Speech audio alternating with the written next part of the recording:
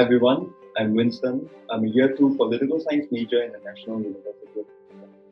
And here with me is Professor Bilbir Singh, an author who has authored many books on Singapore politics. So Prof, you've been teaching PS 2249 governance and politics in Singapore for almost 4 decades, for more than 4 decades actually. So what is the impetus behind writing your latest book, Perspective, here to stay? Since it's been around since July and there have been many books that have been authored writing about Singapore politics. Yeah, thank you for the question, and thank you for being here. I think at the end of the day, while there are many books on politics in general, but on Singapore politics there are far and few in between. But more important, I think after more than 6 decades of power, I think it's timely to ask a question, which is actually a rare phenomenon in world politics, where one party is in power for so long. So one party dominant state, which is what the PAP is all about, are actually rare creatures. So I think it's fair enough, as we have a generational change taking place, and in the context of what's happening around us, how long more will the PAP last? It's a fair and a legitimate question, and I think this is partly to address that a little bit. On that line of thought, what do you think is your reason that you want to come out with a book like this?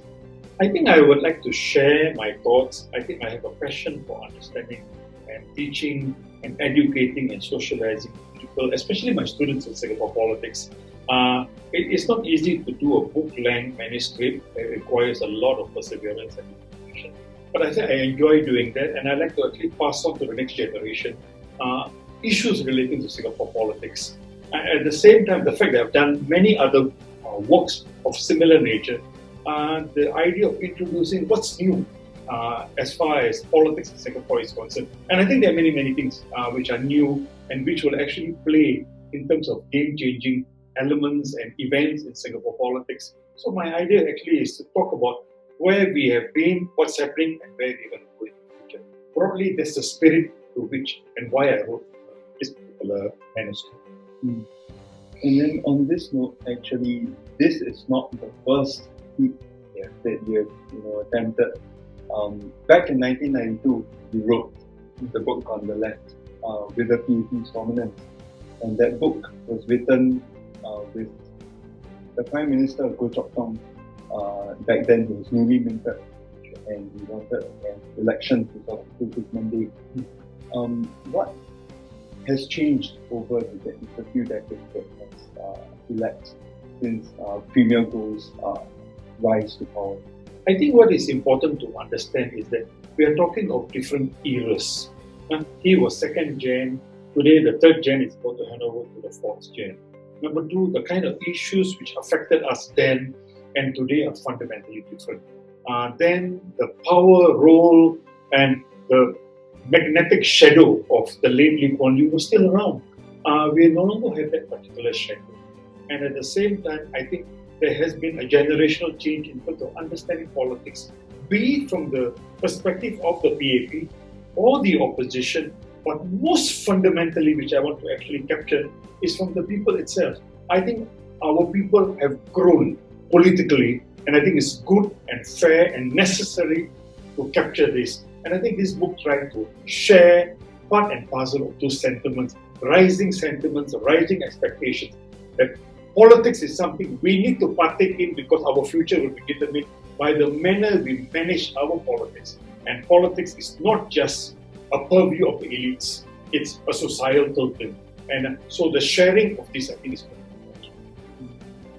And on that note, actually, when you wrote with the People's Action Party, obviously you did not expect the rise of this pandemic to have reached Singapore. The Singaporean economy as well as the global economy. It's affected a lot of jobs in Singapore. It's affected a lot of our livelihoods actually.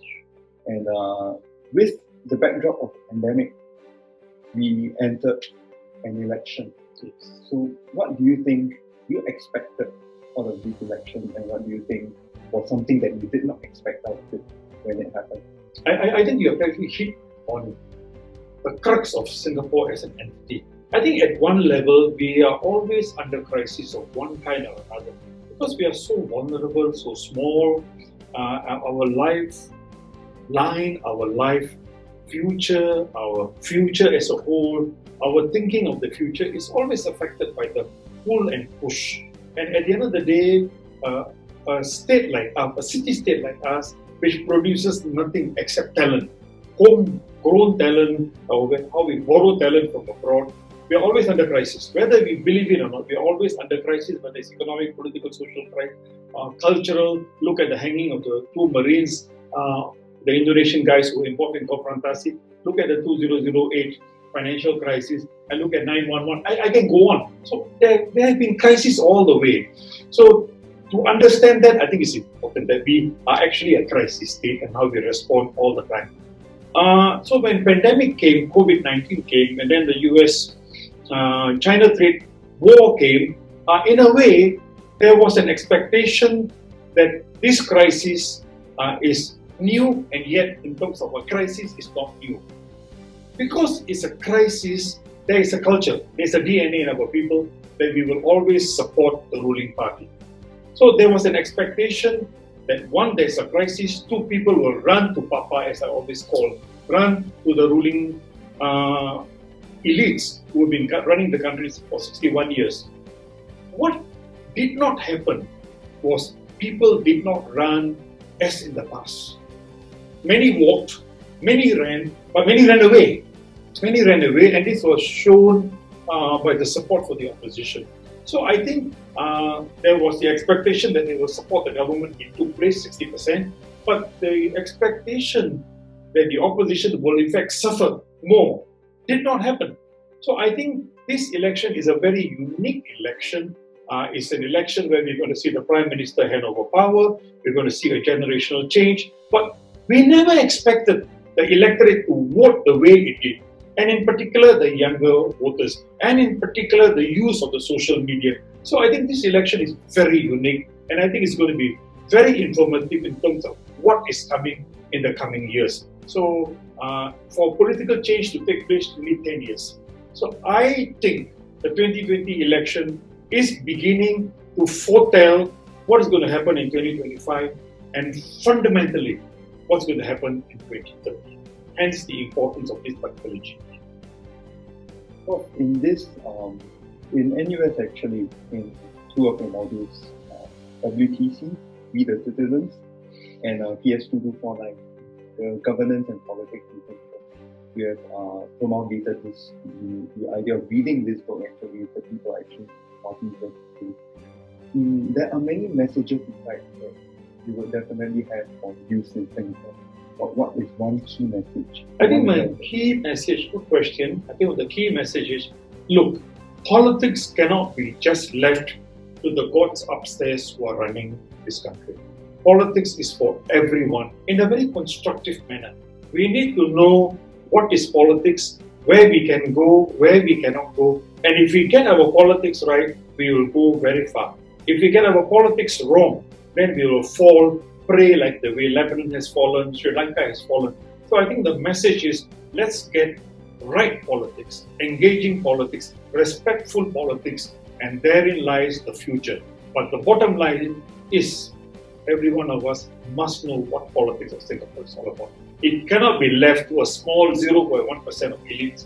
It is 100% total mass education of political science, politics, about Singapore. If we get that right, we will have a very bright future.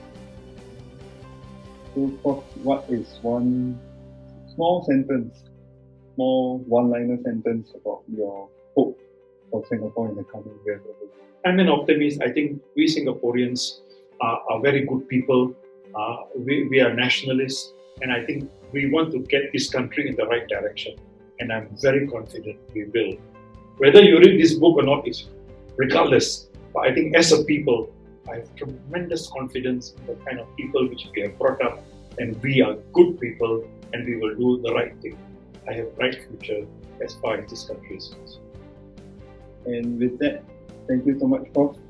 This is Professor Dilvir Singh, and his is the People's Action Party here to stay. Thanks, Vincent, for the time, and I hope more people get to understand what politics of Singapore is all about, and not just about the makan center of this country. It's much more than that. It's good to makan some politics once in a while. God bless you.